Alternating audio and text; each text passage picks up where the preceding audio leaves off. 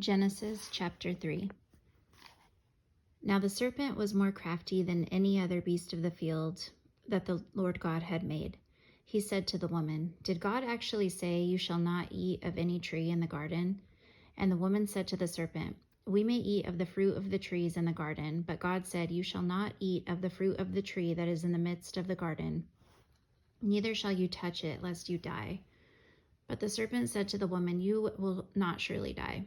For God knows that when you eat of it, your eyes will be opened, and you will be like God, knowing good and evil.' So when the woman saw that the tree was good for food, and that it was a delight to the eyes, and that the tree was to be desired to make one wise, she took of its fruit and ate. And she also gave some to her husband who was with her, and he ate. Then the eyes of both were opened, and they knew that they were naked. And they sewed fig leaves together and made themselves loincloths. And they heard the sound of the Lord God walking in the garden in the cool of the day. And the man and his wife hid themselves from the presence of the Lord God among the trees of the garden. But the Lord God called to the man and said to him, "Where are you?" And he said, "I heard the sound of you in the garden, and I was afraid because I was naked, and I hid myself." He said, "Who told you that you were naked? Have you eaten of the tree of which I commanded you not to eat?" The man said, "The woman whom you gave to be with me, she gave me fruit of the tree, and I ate." Then the Lord God said to the woman, "What is this that you have done?" The woman said, The serpent deceived me, and I ate." The Lord God said to the serpent, "Because you have done this, cursed are you above all livestock, and above all beasts of the field. On your belly you shall go, and dust you shall eat all the days of your life.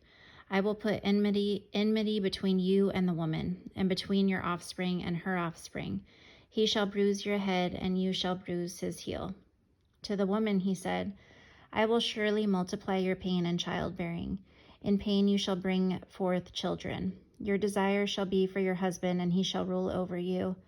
And to Adam he said, "Because you have listened to the voice of your wife, and have eaten of the tree of which I commanded you, you shall not eat of it. Cursed is the ground because of you. In pain you shall eat of it all the days of your life. Thorns and thistles it shall bring forth for you. And you shall eat the plants of the field. By the sweat of your face you shall eat bread, till you return to the ground, for out of it you were taken. For you are dust, and to dust you shall return." The man called his wife's name Eve, because she was the mother of all living.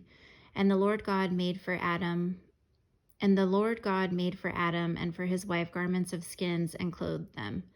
Then the Lord God said, "Behold, the man has become like one of us in knowing good and evil. Now lest he reach out his hand and take also of the tree of life and eat and live forever." Therefore the Lord God sent him out from the Garden of Eden to work the ground from which he was taken.